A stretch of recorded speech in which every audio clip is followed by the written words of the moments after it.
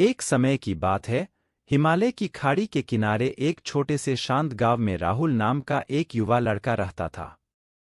राहुल अपने क्रोधी स्वभाव और चंचल मन के कारण गांव भर में प्रसिद्ध था। उसका मन हर समय विचारों से भरा रहता था।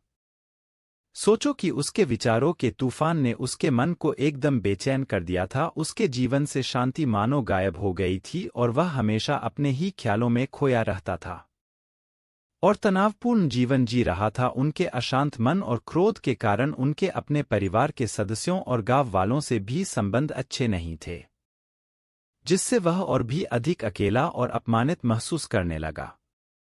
वह और भी अधिक मानसिक तनाव की स्थिति में चला जाता है। एक समय की बात है, राहुल अपने गांव की गलियों में घूम रहा था।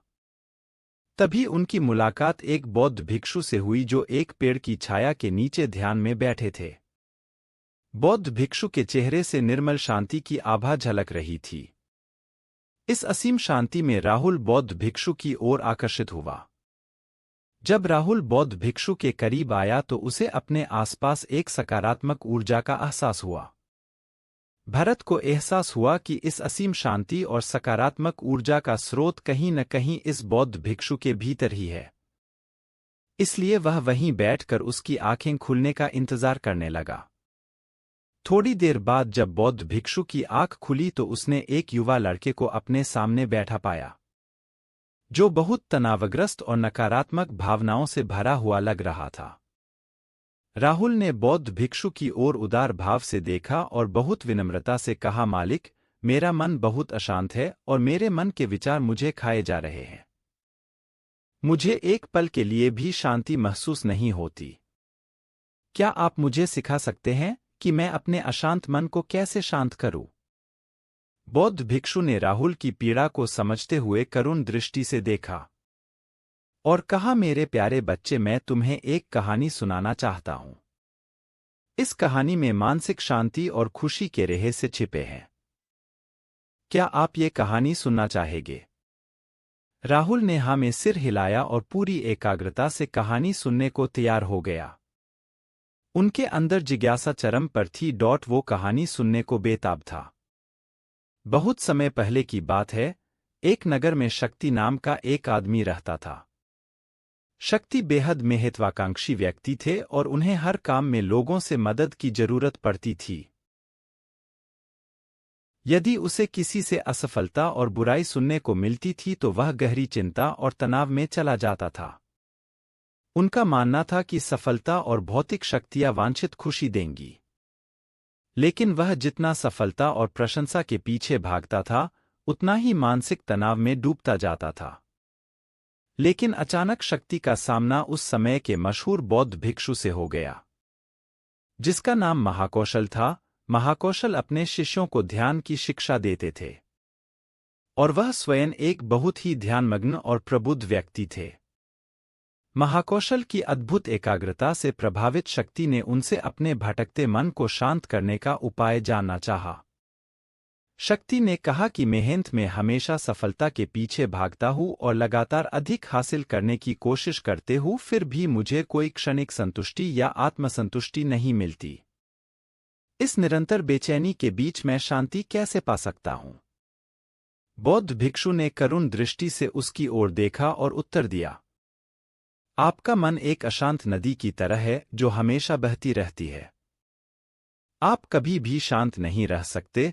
इसलिए इस अशांत मन को शांत करने के लिए आपको अपने विचारों को बिना किसी रुकावट के जाने देने की कला सीखनी होगी।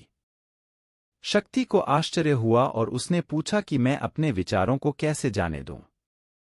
आखिर मैं भी तो अपनी इच्छाओं और महत्वाकांक्षाओं से बंधा हुआ हूं। यह सुनकर बौद्ध भिक्षु मुस्कुरा दिए। बौद्ध भिक्षु कहा, कल्पना करें कि आपके हाथ में पानी का एक गिलास है। अब आप इसे जितनी देर तक पकड़कर रखेंगे यह उतना ही भारी होता जाएगा, और अगर आप इसे काफी देर तक पकड़े रहेंगे तो आपके हाथ में दर्द होने लगेगा। लेकिन अगर आप उस पकड़ को ढीला कर दें और छोड़ दें तो आपका बोझ खत्म हो जाएगा। राहुल ने पूरी कहानी और उसका संदेश ध्यानपूर्वक सुना। वह समझ गया कि अपने विचारों और इच्छाओं से चिपके रहने से उसका बोझ बढ़ जाता है और अंदर ही अंदर अशांति पैदा कर देता है। अब राहुल को कहानी का अंत सुनने की उत्सुकता से प्रतीक्षा थी। कहकर बौद्ध भिक्षु ने कहानी जारी रखी। एक बौद्ध भिक्षु की बात मानकर शक्ति ने विचारों को त्यागने का अभ्यास शुरू कर दिया। वह बिना किसी पूर्व निर्णय के अपने विचारों और भावनाओं को आते और जाते देखता था। अब उसने विचारों को पकड़ना बंद कर दिया था। विचार उठते थे और अपने आप चले जाते थे। धीरे धीरे उसे यह एहसास होने लगा कि उसकी इच्छा और भावना ही सभी दुखों का कारण है। जैसे जैसे शक्ति ध्यान में गहरे उतरते गए, उन्होंने पाया कि वर्तमान में जीना ही आंतरिक शांति का एकमात्र स्रोत है। वह खुद को वर्तमान में स्थापित करके अपने मन की निरंतर बकवास से छुटकारा पा सकता था।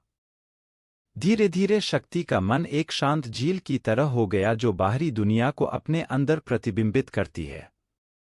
उन्होंने जीवन की सादगी में संतोष को अधिक महत्व दिया और भौतिक संपत्ति के प्रति अपना लगाव छोड़ दिया।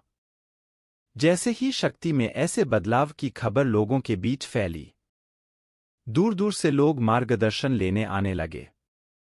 लोगों को विचारों को मुक्त करने की कला सिखाना और उन्हें अपने भीतर शांति खोजने के लिए मार्गदर्शन करना, वह लोगों के बीच शांति और ज्ञान का प्रतीक बन गया। शक्ति और साधु की कहानी समाप्त कर महाकौशल बौद्ध भिक्षु कुछ देर के लिए चुप हो गए ताकि इस कहानी का अर्थ राहुल के मन में अच्छी तरह बैठ जाए। राहुल ने बौद्ध भिक्षु की ओर देखा तो उनकी आंखों में अब एक नई समझ दिखाई दे रही थी। राहुल ने धीरे से कहा कि मुझे इस कहानी में ज्ञान दिखता है, लेकिन मैं इसे अपने जीवन में कैसे लागू करूं? मैं अपने अशांत मन को कैसे शांत कर सकता हूं? राहुल के इस सवाल पर बौद्ध भिक्षु गर्मजोशी से मुस्कुराते हैं और फिर कहा कि अशांत मन को शांत करने का अभ्यास आत्मजागरूकता से शुरू होता है। अपने भीतर उठने वाले विचारों का निरीक्षण करने के लिए प्रतिदिन कुछ समय निकालें। उन भावनाओं पर ध्यान दें जो आपके मन में आती हैं और देखें कि वे कैसे आती हैं और आकाश में गुजरते बादलों की तरह चले जाए। राहुल ने आंखें बंद कर लीं और बौद्ध भिक्षु के कहे अनुसार अपने विचारों का अवलोकन करने लगे। जैसे ही उसने अपने भीतर उठने वाले विचारों पर ध्यान देना शुरू किया, उसे इसका एहसास हुआ। उसे अपने अंदर चिंता और इच्छाओं की एक निरंतर धारा बहती हुई महसूस हुई। सिर्फ एक एहसास ने ही उसे एक अद्भुत शांति का एहसास कराया। उन्हें यह भी एहसास हुआ कि यह सभी विचारों और भावनाओं से अलग है। बौद्ध भिक्षु ने आगे कहा कि जैसे शक्ति ने खुद को सभी मोहमाया से अलग कर लिया था, वैसे ही अपने मन को अशांतकारी विचारों और भावनाओं से मुक्त करने का अभ्यास विकसित करो। बिना किसी पूर्वाग्रह के विचार को वैसे ही स्वीकार करें जैसे वह आता है और फिर धीरे धीरे उन्हें जाने दें और अपना ध्यान वर्तमान क्षण पर केंद्रित करें। लेकिन राहुल ने टोकते हुए कहा कि अगर विचार और भावनाएं इतनी मजबूत हैं तो क्या होगा? बौद्ध भिक्षु ने कहा यह बना रहता है और मन को छोड़ने से इनकार करता है। बौद्ध भिक्षु ने राहुल की बात से सहमति जताते हुए सिर हिलाया और कहा ऐसे कई मौके आएंगे जब आपके मन में सवालों का बवंडर चल रहा होगा। जब आपका दिमाग आपकी बात ही नहीं सुनेगा तो ऐसे में आपको अपनी सांसों की ताकत पर विश्वास करना होगा। एक बार फिर भिक्षु ने राहुल से कहा, अपनी आंखें बंद करो और अपनी सांसों पर ध्यान केंद्रित करने के लिए अपने पेट को ऊपर उठता हुआ और मत्ता हुआ महसूस करें। बौद्ध भिक्षु ने बताया कि जब भी आपका मन अशांत हो तो तुरंत अपनी सांसों पर लौट आएं। सांस की वाद्य गति आपको तुरंत वर्तमान के चरणों में वापस खींच लेगी और आपको शांति का अनुभव कराएंगी। एक बौद्ध भिक्षु के निर्देशानुसार आने और जाने वाली सांसों पर ध्यान केंद्रित करने का प्रयास करें। इस छोटे से व्यायाम से उन्हें मानसिक शांति का अनुभव हुआ। उसे याद आया कि उसकी सांसें हमेशा उसके साथ थी, जो उसे वर्तमान क्षण की याद दिलाती थी, आराम और शांति लाती है। राहुल के इस विकास को देखकर बौद्ध भिक्षु मंद मुस्कुराए और बोले, मेरे प्रिय, बेचैन मन को शांत करना एक ऐसा अभ्यास है जिसमें बहुत प्रयास और दृढ़ इच्छाशक्ति की आवश्यकता होती है, क्योंकि लगातार व्यायाम से मांसपेशियां मजबूत होती हैं।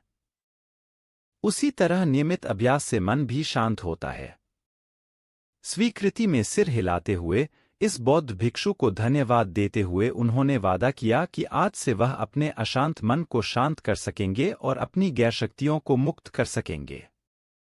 बौद्ध भिक्षु ने राहुल के कंधे पर हाथ रखकर कहा, मुझे आपकी क्षमता पर बहुत भरोसा है और आपको जल्द ही आंतरिक शांति मिलेगी। लेकिन याद रखें कि यह आसान नहीं होगा।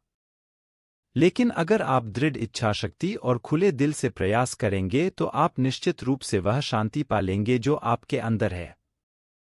उस दिन से राहुल अपने अशांत मन को शांत करने का प्रयास करने लगा और हर दिन ध्यान करने के लिए एक अलग समय निर्धारित किया।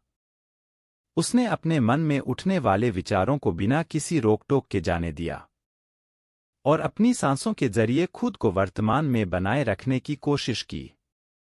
समय के साथ अभ्यास करते हुए राहुल को अपने अंदर शांति का अनुभव हुआ। जैसे जैसे समय बीतता गया, राहुल को ज्ञान और शांति का स्रोत कहा जाने लगा। जैसे जैसे समय बीतता गया, भरत को ज्ञान और शांति का स्रोत कहा जाने लगा। ग्रामीण अपने अशांत मन को शांत करने के लिए राहुल के पास आने लगे। बौद्ध भिक्षुओं के शिक्षक दूसरों की मदद करते समय आत्मजागरूकता की शक्ति साझा करते हैं। बौद्ध भिक्षु आंतरिक शांति पाने की शिक्षा देते हैं। इसके साथ ही उन्होंने अपनी सांसों पर ध्यान देने और अपने विचारों को मुक्त करने की कला भी सिखाई। ऐसे निवासियों का विकास हुआ और उन्हें मन की अमूल्य शांति मिली। बौद्ध भिक्षु की शिक्षाओं और राहुल द्वारा संचालित अभ्यास के माध्यम से विचारों को त्यागने और वर्तमान में जीने की कला दूर दूर तक फैल गई।